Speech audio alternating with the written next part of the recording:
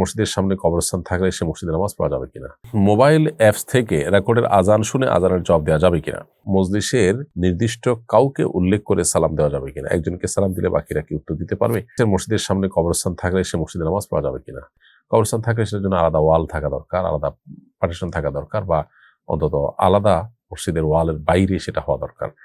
মসজিদের ওয়ালের ভেতরে যদি হয় তাহলে সেটা নাজায়েজ হবে, কারণ যে মসজিদে কবর আছে সেখানে নামাজ পড়তে নবী সাল্লাল্লাহু আলাইহি ওয়াসাল্লাম নিষেধ করেছেন, এবং এটা ইয়াহুদিরা আহলে কিতাবরা করতো, এটা তাদের কালচার হিসেবে নবী সাল্লাল্লাহু আলাইহি ওয়াসাল্লাম উল্লেখ করেছেন। হায়দার চৌধুরী লিখেছেন, আমার আয় এবং আমাদের বাড়ি ভাড়া থেকে যে আয় হয় তা থেকে আমাদের সাংসারিক খরচের পর যে টাকা থাকে তা দিয়ে জমি কেনা হয়, তাই বছর শেষে আমাদের নগদ কোনো টাকা থাকে না, আমাদের জাকাত দেওয়ার মতো কোনো গহনাও নেই, সেক্ষেত্রে আমাদের জাকাত দেওয়ার বিধান কি?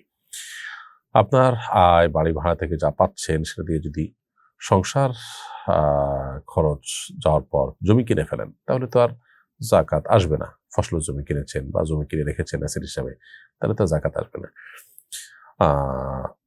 আর যদি টাকা জমে তাহলে সেক্ষেত্রে সেটা জাকাত আসার প্রশ্ন আসতে পারে, কিন্তু আপনার প্রশ্নের যেটুকু বর্ণনা লিখেছেন তাতে বোঝা যাচ্ছে যে এখানে নগদ টাকা জমছে না।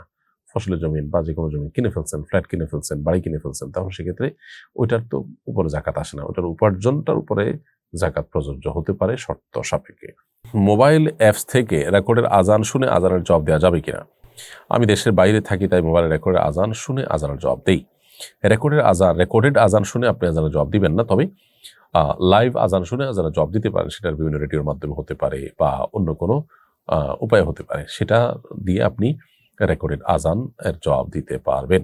মজলিসের নির্দিষ্ট কাউকে উল্লেখ করে সালাম দেওয়া যাবে কিনা, একজনকে সালাম দিলে বাকিরা কি উত্তর দিতে পারবে?